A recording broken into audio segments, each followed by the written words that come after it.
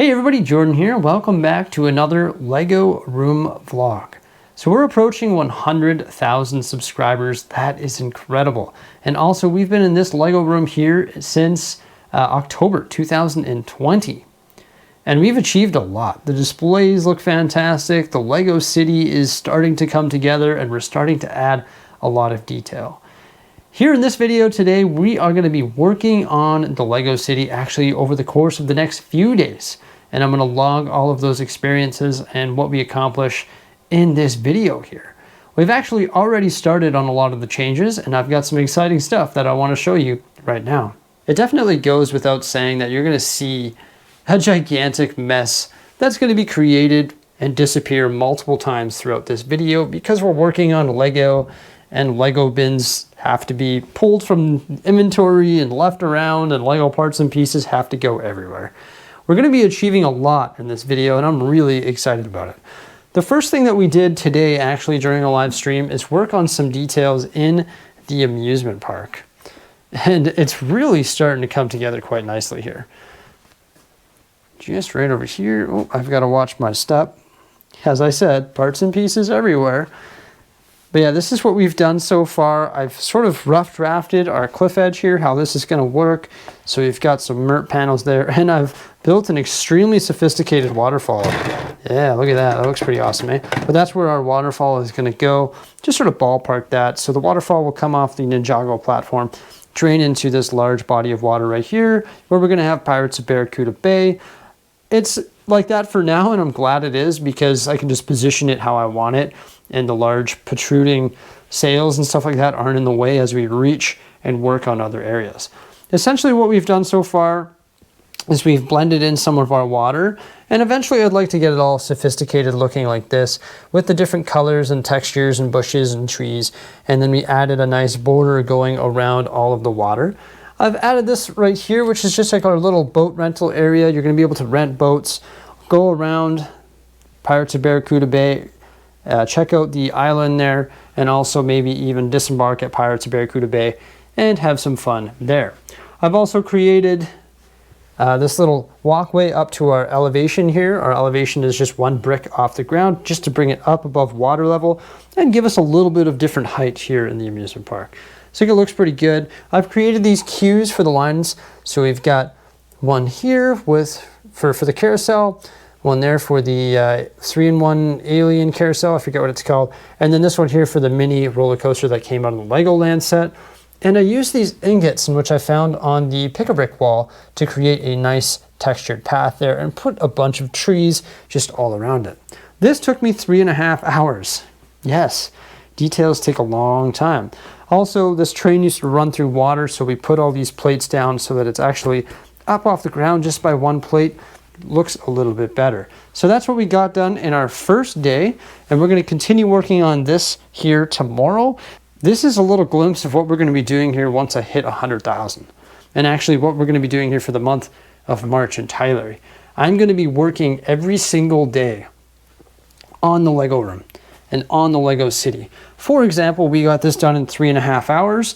Could you imagine if I worked for 4, 5, 6 hours a day for 30 days straight on the city, and we got things like this done each and every single day? This place is going to come together quite quickly. Now, I'm not going to be able to do any more today because it's actually my anniversary and it's Tuesday, which is members only live stream. That starts right away here. And also it's my anniversary, so I've got to go out for dinner with Jose tonight as well. Day 2 of working on the Lego City here, and it's a disaster. There's parts and pieces everywhere, like I said. I placed some of these traffic lights here. I think this is how they're going to be laid out in T intersections. This light here will service that taxi cab. This light here will service the vintage car. This light here would service the bus. I think that's the proper way of having it laid out. I'm not sure. Mainly what we worked on today is the amusement park. Just more details there. So I've added this fountain here. Also, we added these planters with flowers, bushes, and trees. Looks fairly decent. And then the railroad crossing there. Also, I moved the little mini roller coaster, and I actually took the castle section off of it, and I gave it its own little tiled area right there, just like a little castle interaction center. I didn't like the way that the roller coaster was really coming out this way here, and it really just sort of distracted our view of the center of our castle, and it didn't allow me to put this center there, and it just sort of bulged out the wrong way. So I think by removing it, it made it look a lot more compact and a lot more user-friendly, I guess. Now I've put the coaster over here, and that's not where it's going to stay, but like I keep saying, I'm going to render this mixer platform, and I'm hoping to maybe have a coaster mixed onto that somehow, so it's like a multi-purpose area. That's all that we really got done today. It's actually quite a bit. It took me quite some time to get this fountain built, and these flowers and trees and bushes and the planters and the railroad crossing, and also the area for the castle. It took quite some time, and I guess that's it for today. Today we didn't make any changes to the amusement park, but rather we worked on changes to the Lego City just outside of the amusement park to make room for the newest attraction, which will be added to this 32 by 32 tan base plate just outside of the Bricksie Land entrance. Recently we acquired a second Disney castle, and we're going to use the rebrickable instructions to create the costume shop. And we're going to put that modular style building right here, which is actually a corner building. Now this caused a ripple effect. What used to be there is the white office tower. So we actually had to redo this entire block right here, and it looks substantially better. So the Avengers Tower used to be right here beside the hospital, and the Quickie Mart used to be here, and the police station was there, and there's the gas station there. But we actually created this little circle road right here, put the Quickie Mart in the middle, and then we made this nice parking lot right here. And I think that looks so much better. It just frames Quickie Mart right there, and it just looks fantastic. And then we moved the Avengers Tower beside the office tower with the police station right here. I've left a large 48 by 48 gray base plate over there in that awkward corner. I figured that's where we could park vehicles, extra police vehicles, or maybe even have like a little impound lot and put some sports cars in there. So that's the changes that we made today to the Lego City as we continue with this vlog style video and Lego City update. Another day goes by, and it was mainly maintenance here in the Lego City. We placed some of these streetlights the other day, which were made by Tanjam. Some of them are going to require a little bit of customization, just because they have double-sided lights, and I plan on placing the rest of those in the very near future.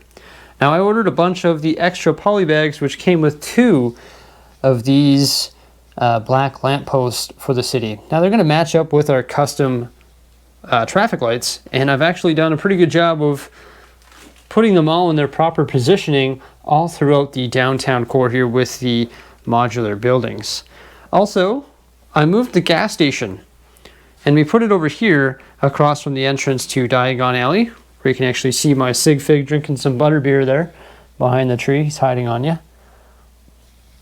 But I've put the gas station here, and I've actually, what I've done is I custom tiled the plates on either side of it, so just green plates, and then I replaced these with T intersections so that cars can drive through the gas station and fuel up and be on their way, or they could even park off to the side. I put this little spaceship ride right here. That's probably going to change as we have all of these base plates here, these 3 that I have to work on creating some custom stuff and filling up those spaces. And I put the ice cream truck here, and then the pizza truck on the other side there. We're going to be working on our sort of crowd area right here, our queue area, I guess, for the Bricksie Land entrance. And then we're going to build our custom, not custom, but our re-brickable costume shop and put it there soon, probably this coming week here. Also, what I've done is I've taken the front row of light bluish gray tiles off of the Spring Lantern Festival, and I've connected them to the road plates just like I do with all of my modular buildings, and then I've tiled this in neatly here.